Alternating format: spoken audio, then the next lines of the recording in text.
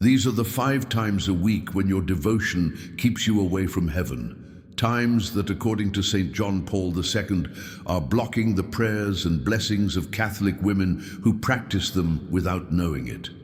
You are going to see the 5th and most dangerous time, then the 4th time, then the 3rd, then the 2nd, all the way down to the 1st, the one that is probably already present in your prayer life right now. Praying immediately after receiving Holy Communion without allowing silence first. You receive the body and blood of Christ on your tongue, and before you have returned to your pew, before you have knelt, before you have allowed even one breath of silence, you begin praying your memorized prayers. Pope John Paul II wrote that this practice, though it appears devout, creates a barrier between the soul and the grace that has just been received, because it fills the moment of union with human words instead of allowing Christ to speak first. Dorothy Walsh, 72, from Scranton, Pennsylvania, prayed 3 decades of the Rosary immediately after communion every Sunday for 40 years, and when her spiritual director asked her to remain in complete silence for 5 minutes first, she wrote in her journal that for the first time in decades, she felt she had actually received something instead of just performing a duty. Later in this video, we have the 3rd time, the 4th time, and the 5th and most dangerous time each week, according to St. John Paul II, and now the 2nd time, praying your intentions before your gratitude. You kneel to pray, and the first words out of your heart are the list, the diagnoses, the bills, the children who have left the church, the husband who will not listen. Pope John Paul II understood suffering. He carried it publicly in his final years, but he also understood that a soul that brings only petitions to God without first offering thanksgiving, even for the smallest blessings already received, has trained itself to see only what is missing. This practice, repeated week after week, creates a spiritual blindness where grace is present but invisible because the soul has lost the habit of recognizing it. Helen Carter, 68, from Tucson, Arizona, prayed a list of 17 intentions every morning for 6 years and felt that every single one remained unanswered. Her parish priest, after listening to her frustration during confession, asked her one question: when was the last time you thanked God for something before you asked Him for something? She could not remember. He gave her a penance of gratitude, 10 things to thank God for before she prayed a single petition, and within 2 weeks she called him crying, not because her circumstances had changed, but because she said, "Father, I can finally see what He has already given me. I have been blind to it this entire time." Later in this video we have the 4th time and the 5th and most dangerous time each week, according to St. John Paul II, and now the 3rd time. Praying the Rosary while doing something else. You hold the beads, you speak the prayers, but your hands are folding laundry, washing dishes, driving to the grocery store, walking through the neighborhood. You believe this is making good use of time. Pope John Paul II prayed the full Rosary every single day of his papacy, and those who prayed with him documented that he never, not once, prayed the Rosary while multitasking. He prayed it with his eyes closed or fixed on the crucifix, his body still, his attention completely undivided, because he understood that the Rosary is not a background activity. It is a contemplative prayer. Each mystery is a doorway into the life of Christ and the heart of Mary. When you pray the Rosary while doing something else, you are speaking the words, but you are not entering the mysteries. You are reciting, but you are not contemplating. And contemplation is where the power of the Rosary lives. In his apostolic letter, Rosarium Virginis Mariae, Pope John Paul II wrote that the Rosary without contemplation becomes empty repetition, a prayer of the lips that never reaches the soul, and that this emptiness is one of the greatest dangers facing Catholics who pray faithfully but feel no transformation. Margaret Simmons, 70, from Richmond, Virginia, prayed the Rosary every evening for 8 years while preparing dinner. She timed it perfectly. 5 decades finished by the time the meal was ready. but her prayer life felt mechanical. She attended a parish mission where a visiting priest spoke about Pope John Paul II's teaching on the Rosary as contemplative prayer, and he said something that stopped her. He said, "If you can tell me what you were thinking about while you prayed your last Rosary, and the answer is anything other than the mystery you were praying, then you were not praying the Rosary. You were reciting it." That night, Margaret sat in her living room with the beads and no other task. She prayed 1 decade, the first sorrowful mystery, the agony in the garden. She closed her eyes. She pictured Christ on his knees. She stayed there. She said later, "I had prayed that mystery 1,000 times, but I had never been present for it. I had never let myself feel what he felt in that moment, the weight of what he was about to carry. When I finally stayed there, really stayed there, I understood why I had felt so empty. I had been praying words. I had never been praying with him." Her spiritual director asked her to commit to praying the Rosary with complete stillness for 30 days. No other tasks, no distractions, just the beads and the mysteries. Within 2 weeks, she told him, "I feel like I've been given a completely different prayer. The beads are the same, the words are the same, but everything inside the prayer has changed."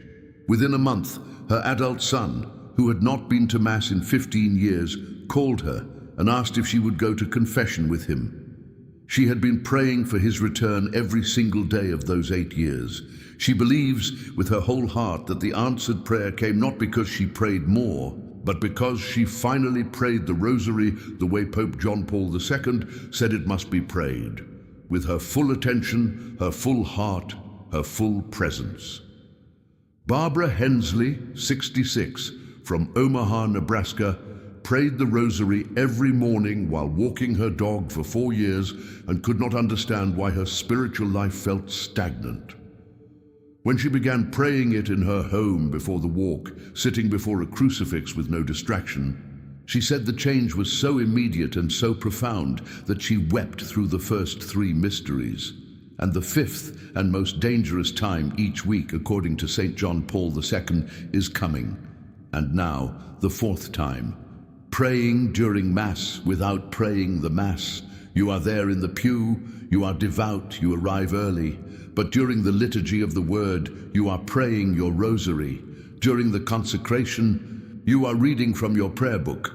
During the Our Father, you are finishing your novena.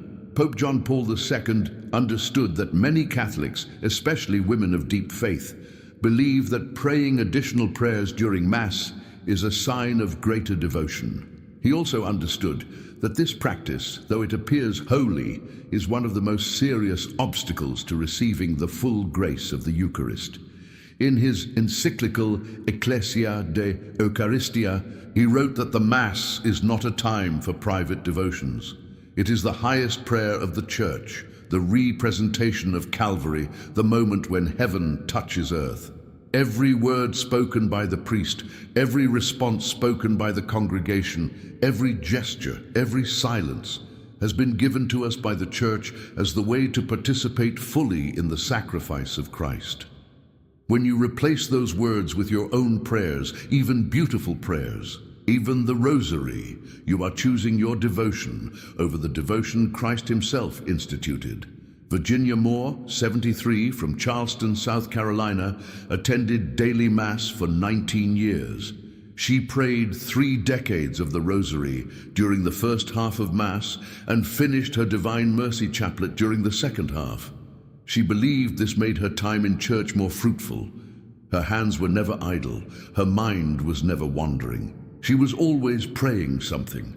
But she also felt, and she admitted this only to her spiritual director, that she had never once felt truly present at Mass. She said, "I go every day. I receive communion every day. But I feel like I'm watching something happen instead of participating in it. I feel like I'm on the outside." Her spiritual director, a priest who had studied under a cardinal who worked closely with Pope John Paul II, asked her one question. During the consecration, when the priest says the words of Christ, "This is my body, this is my blood," Are you praying those words with him, or are you praying something else?" She hesitated. Then she said, "I am usually finishing my decade." He was silent for a long time. Then he said, "Sister, you have been going to Mass for 19 years, but you have not been praying the Mass. You have been praying near the Mass. There is a difference." He gave her a penance that felt almost impossible. For 30 days, she was to bring nothing to Mass, no rosary, no prayer book, no novena. She was to pray only the responses, listen only to the readings, sing only the hymns, and remain in complete silence during the moments of silence. She was to participate in the Mass as the Church intends, with nothing added and nothing removed. She said the first week was the hardest week of her spiritual life. Her hands felt empty, her mind felt restless. She kept reaching for the beads that were not there, but by the second week, something began to shift. She said, "I started hearing the readings as if I had never heard them before. I started feeling the prayers as if they were written for me. And during the consecration, when I said the words, 'Lord, I am not worthy that you should enter under my roof, but only say the word, and my soul shall be healed,' I realized I had said those words 10,000 times, but I had never meant them. I had been saying them while thinking about something else. That morning I said them and I meant every word, and when I received communion, I felt him. I felt him in a way I had not felt in decades." By the fourth week, she told her spiritual director, "I understand now. I thought I was being more devout by praying more, but I was actually blocking what the Mass was trying to give me.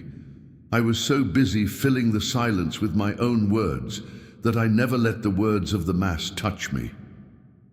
Her doctor, who had been treating her for anxiety and insomnia for 12 years, reduced her medication at her next appointment because her blood pressure and heart rate had stabilized for the first time in years. She continued her treatment, but the improvement was so marked that her doctor asked what had changed in her life. She told him, "I finally learned how to pray the way the Church has been asking me to pray all along." Frances Kelly, 69, from Milwaukee, Wisconsin, prayed her entire morning offering during the liturgy of the Eucharist for 7 years and could not understand why she felt spiritually exhausted instead of spiritually fed. When she stopped bringing her prayer book and prayed only the Mass itself, she said within 10 days her exhaustion lifted completely. If you are sitting with this right now, if you recognize yourself in Virginia's story or in Frances's experience, take a moment and admit the truth. Admit that you have been doing this. Admit that you believed adding more prayers made you more devout, when in reality it made you less present. Acknowledge this before God, not with shame, but with honesty. And if you have been praying through the Mass instead of praying the Mass, decide tonight how you will change this. Decide what you will leave at home. Decide that next Sunday, or tomorrow if you attend daily Mass, you will bring nothing but yourself. Acknowledge what you are about to receive, the fullness of the Eucharist, the fullness of the sacrifice, the fullness of Christ's presence, by finally allowing the Mass to be what it was always meant to be, the highest prayer you will ever pray. And now, the fifth and most dangerous time each week according to St. John Paul II, praying without forgiving first. You kneel before the tabernacle, you attend Mass, you receive the Eucharist, you pray your rosary, you do everything the Church asks. But inside your heart, you are still holding something, a wound from 30 years ago, a betrayal you have never spoken aloud, a name you cannot say without feeling the tightness in your chest. You have prayed about it, you have asked God to help you let it go, but you have never actually forgiven the person. You believe that forgiveness will come when the feeling comes, when the wound stops hurting, when enough time has passed. And so you continue praying faithfully, praying devoutly, and every single prayer you offer is blocked, not by God's refusal to hear you, but by your own refusal to obey the one command Christ gave more clearly than any other. Pope John Paul II knew what unforgiveness does to a soul. On May 13th, 1981, a man named Mehmet Ali Akka shot him 4 times in St. Peter's Square.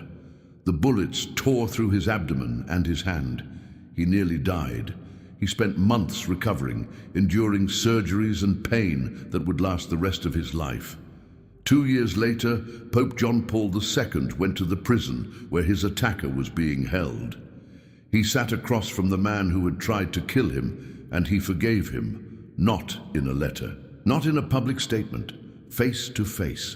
He forgave him fully, immediately, without condition, because he understood that forgiveness is not a feeling that arrives after time has healed the wound. Forgiveness is an act of obedience that must come first, even when the wound is still open, even when the feeling has not come, even when everything in you is screaming that the person does not deserve it. In his writings on mercy, Pope John Paul II said that a soul that refuses to forgive for any reason, no matter how justified, is a soul that has placed a barrier between itself and God, not because God has turned away, but because the soul has turned away from the one thing God requires before he can pour out his grace. Christ said it plainly, if you do not forgive, you will not be forgiven. He did not say eventually. He did not say when you feel ready. He said if you do not forgive, the barrier remains. And every prayer you pray while that barrier is still standing is a prayer that cannot reach heaven, because you are asking God to give you what you are refusing to give someone else. Patricia Thornton, 71, from Charlotte, North Carolina, had attended daily mass for 23 years.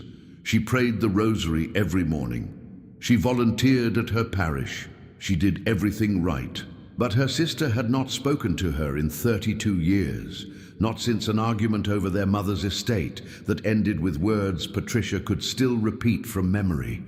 Words that cut so deeply, she said she felt them every time she thought of her sister's name. She had prayed for years that God would heal the relationship. She had prayed that her sister would apologize. She had prayed that the hurt would go away. But she had never forgiven her sister. She had never released the offense. She held it like a stone in her chest, a stone she carried into every prayer, into every mass, into every moment she knelt before the Eucharist. One Saturday afternoon she attended a parish mission. The visiting priest, a man who had worked in Rome during the final years of Pope John Paul II's papacy, spoke about forgiveness as an act of obedience, not an emotional experience. He told the story of Pope John Paul II forgiving his attacker, and then he said something Patricia had never heard before. He said, "Many of you believe that forgiveness happens when the hurt goes away. That is not forgiveness. That is healing. Healing comes after forgiveness, sometimes years after, sometimes not until heaven. But forgiveness must come first, or the healing will never come at all. And if you are waiting to feel ready to forgive, you will wait forever, because readiness is not a requirement. Obedience is." Patricia sat in that pew and felt the words hit her like a physical blow. She thought of her sister. She thought of the 32 years of silence. She thought of the prayers she had prayed, prayers asking God to do something when she had never done what he had already asked her to do. That night, Patricia knelt in her living room. She said aloud, for the first time in 32 years, "I forgive her. I forgive my sister. I release this. I give it to you." She said later, "I did not feel anything when I said it. I felt the same anger, the same hurt, the same tightness in my chest, but I said it because I finally understood that forgiveness is not about the feeling, it is about the choice. It is about obedience." 3 days later, she sat down and wrote her sister a letter. Not a long letter, not a letter explaining or defending or asking for anything in return, just 4 sentences. "I forgive you. I have been holding this for too long. I release it now. I hope you can forgive me too." She mailed it that afternoon without reading it again, because she knew if she read it again, she would not send it. 2 weeks later, her sister called. They spoke for 11 minutes. Her sister cried. Patricia cried. They did not resolve everything. They did not undo 32 years in one phone call. But they spoke. And when Patricia hung up the phone, she knelt in her kitchen and prayed.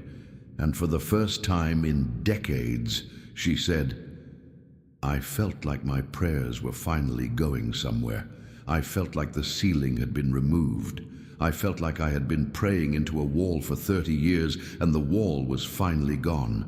Her doctor confirmed at her next appointment that her chronic migraines, which she had suffered 3 to 4 times a week for over a decade, had decreased to once a month. She continued her treatment and her medication, but the change was so significant, her doctor noted it in her file. Patricia believes with absolute certainty that the migraines were not just physical.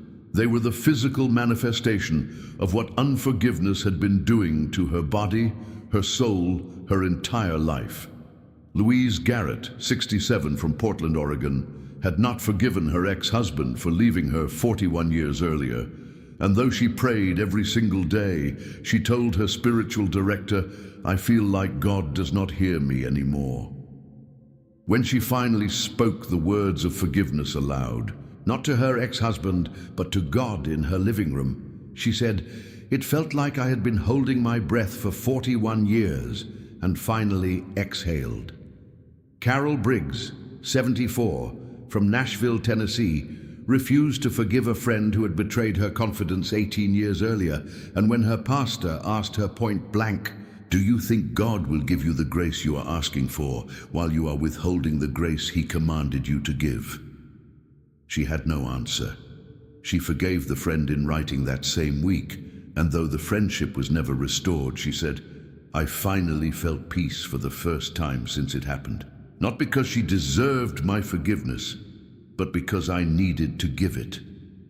Christ said it in the Gospel of Matthew, "If you forgive others their transgressions, your heavenly Father will forgive you. But if you do not forgive others, neither will your Father forgive your transgressions." There is no exception clause. There is no timeline. There is no waiting period. There is obedience or disobedience. And every single prayer you pray while holding unforgiveness in your heart is a prayer that runs into the barrier you yourself have built. This is the 5th and most dangerous time each week your devotion pushes heaven away, because it is the one thing that blocks every other prayer, every other act of devotion, every other moment you spend on your knees. You can pray the rosary in perfect stillness. You can pray only the Mass at Mass. You can offer gratitude before your petitions. You can sit in silence after communion. But if you are still holding unforgiveness, all of it is blocked. All of it is hitting a wall you built 30 years ago, or 10 years ago, or last week, and the wall will stand until you remove it. Pope John Paul II forgave the man who shot him. He did not wait until the pain stopped. He did not wait until he felt ready. He went to the prison 2 years after the attack, sat across from his attacker, and forgave him because he understood that forgiveness is not optional. It is not something we do when we feel strong enough. It is something we do in obedience, even when we are weak, even when the wound is still fresh, even when everything in us wants to hold on. Here is what you do. Tonight, before you sleep, sit in silence and ask God to bring to your mind the name of the person you have not forgiven. Do not argue with the name when it comes. Do not justify why you have held it this long. Just let the name come. Then say aloud in your own words, "I forgive them. I release this offense. I give it to you." You do not have to feel it. You do not have to contact the person. You do not have to restore the relationship.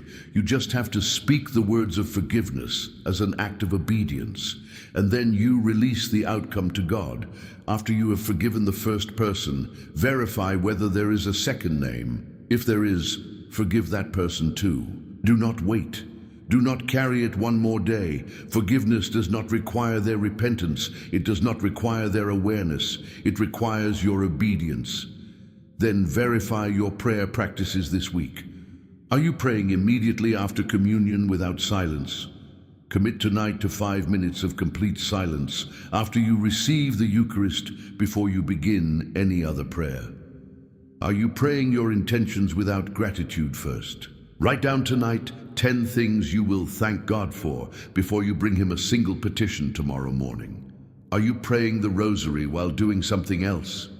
Decide now when you will pray the rosary with complete stillness, with your eyes on the crucifix, with your full attention on the mystery.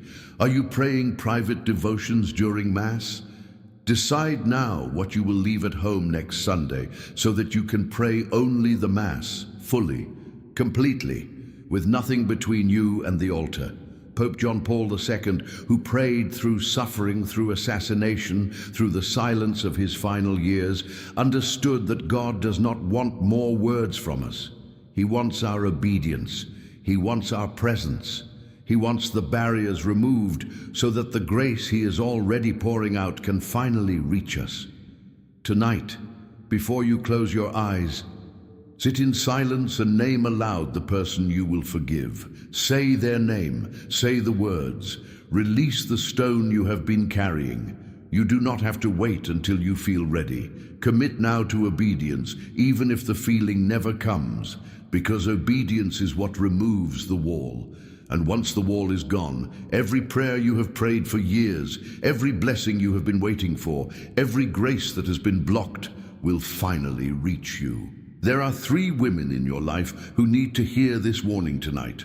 One is a woman from your parish who has been praying faithfully for years, but whose prayers feel blocked, and she does not know that one of these 5 times each week may be the reason. Another is a daughter or granddaughter who prays the rosary while doing 10 other things and wonders why her spiritual life feels empty. The third is a friend whose family has been struggling for years, and she has tried everything except verifying whether she is praying in a way that pushes heaven away instead of drawing it close. Share this with them, not as advice, but as protection. Pass this warning to someone who needs it the way faithful Catholics have always protected each other, by speaking the truth in love before it is too late. May the Father, Son, and Holy Spirit bless your home, your prayer life, and every act of devotion you offer tonight as you remove the barriers that have been blocking His grace for too long. May St. John Paul II, who forgave the man who tried to kill him, intercede for you now as you choose obedience over comfort and forgiveness over holding on. When these 5 times are removed from your week, your prayers will finally reach heaven unblocked. Your blessings will flow the way they were always meant to, and the silence you have been experiencing will break. You have prayed faithfully your entire life, and tonight you are finally receiving the protection you deserved all along.